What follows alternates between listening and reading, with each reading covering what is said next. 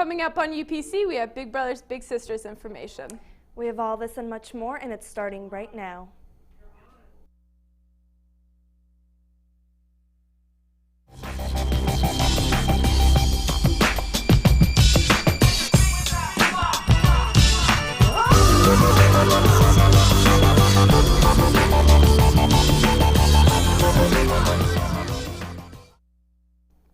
Good morning and welcome to the Tuesday, September 11th edition of the UPC Morning Show. I'm Madison Honig. And I'm Annetta Kozub.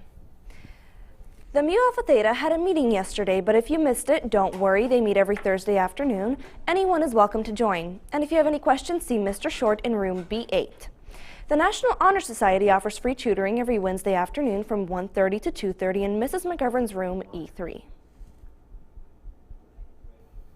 All those wishing to participate in Big Brothers and Big Sisters, today is your day. After 4th block, we will meet in room M7 and representatives from Big Brothers Big Sisters will be here to help get you started.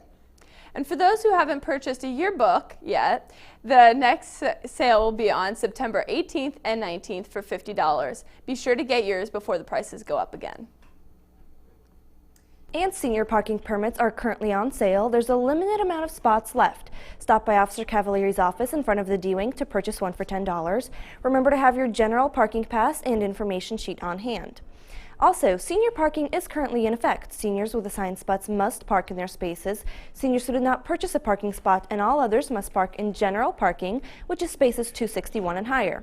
If you park in a spot that isn't yours, the first time will result in Saturday school. Further violations may result in your car being towed.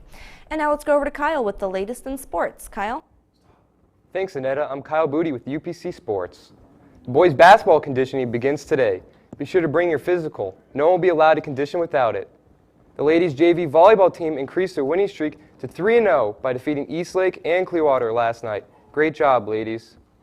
Senior Powder Puff girls need to meet at 1:30 in C5 to sign up for t-shirts and turn in paperwork. All junior and senior football players wishing to coach, there will be a meeting today and tomorrow after school. And the swim team meet got canceled last night due to bad weather. Good luck on the Pinellas County Swim Conference Championships this weekend. That's all I have today in sports, and back to you, Annetta. And there will be a drama club meeting tomorrow after school in the auditorium. Even though it's a half day, it is still a mandatory meeting. Teachers and club sponsors who want to put an announcement on UPC should send an announcement sheet to the front office or email us at upcmorningshow@yahoo.com before the end of first block. If an announcement needs to be made the day of the show, please have it delivered to K1 during second block. And we have some breaking police news. It's Officer Cavalieri's 21st birthday today, so happy birthday. And that's all we have for you today. Thank you so much for joining us. I'm Annetta. I'm Madison. And I'm Kyle. Have a great day.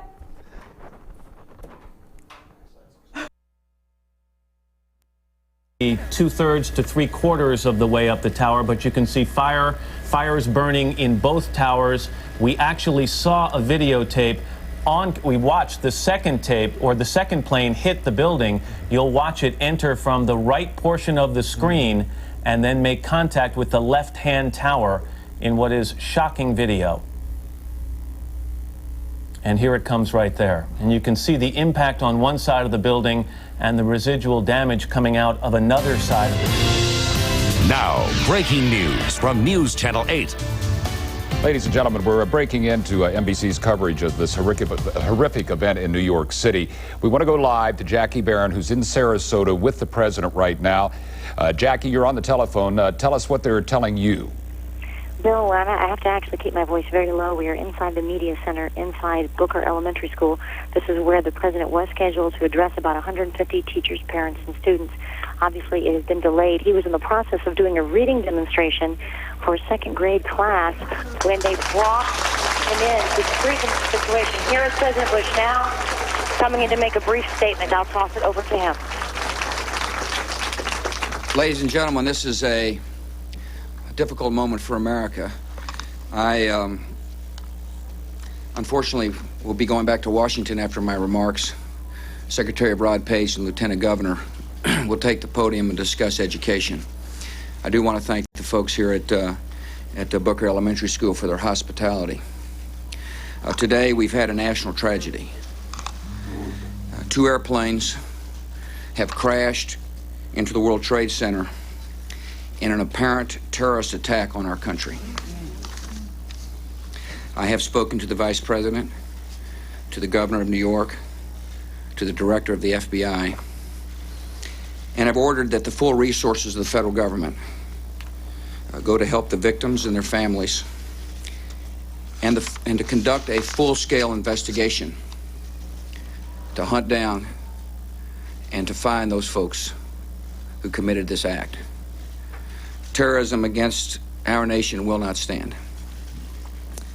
And now, if you join me in a moment of silence.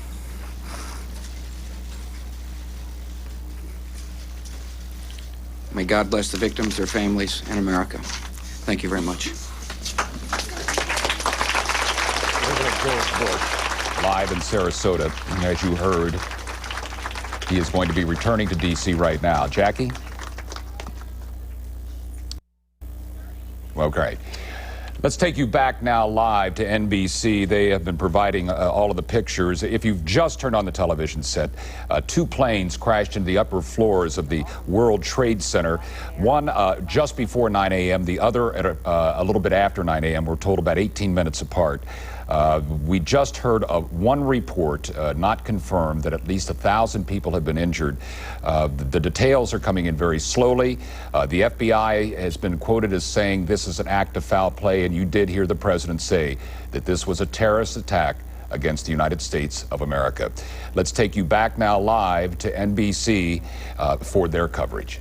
Are that this was a hijacked American Airlines plane en route from Boston to Los Angeles. One of the 2 planes, they say, was apparently a hijacked American Airlines plane. They caution that early reports still need further confirmation, but this is at least what the U.S. government is being told by American Airlines officials, apparently. They are assuming and have obviously informed the president that this is a terror attack. And Andrea, we have no information as to in what term of the flight this plane was taken over, how much warning that air traffic controllers may have had that someone hostile was at the controls of this plane? Exactly right. They had no other information, just that at least one of the 2 planes was hijacked from Boston en route to Los Angeles, presumably after it had already been in the air and en route, because I was told en route to Los Angeles. So probably hijacked after it had taken off. As you know, those are very short flights. Those are usually 737s or 757s on that route. But this clearly, according to the U.S. government, is a terror attack, as you heard the president say. Now, one of the things, Matt and Katie, we should understand is that there was no specific threat that the U.S. government is aware of. No specific terror alert other than the worldwide caution that had been reissued in recent days because of the strife in the Middle East, because of concerns over terrorists. Of course, the best known is Osama bin Laden, but no alert coming from his organization.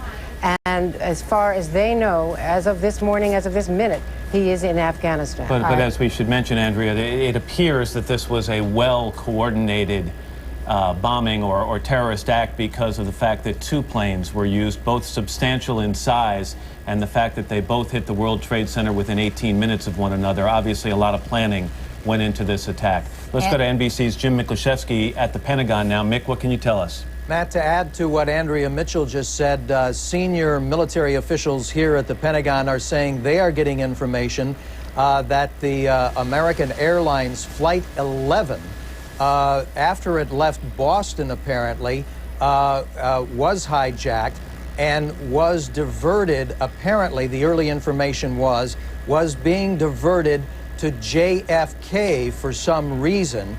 And then obviously nobody knows exactly who was at the controls of the plane, but it broke off its route from to Los Angeles and was headed toward JFK. That was the initial information that officials had received when obviously it did not go to JFK, but veered off and headed toward the World Trade Center. But again, no indication as to who may be responsible.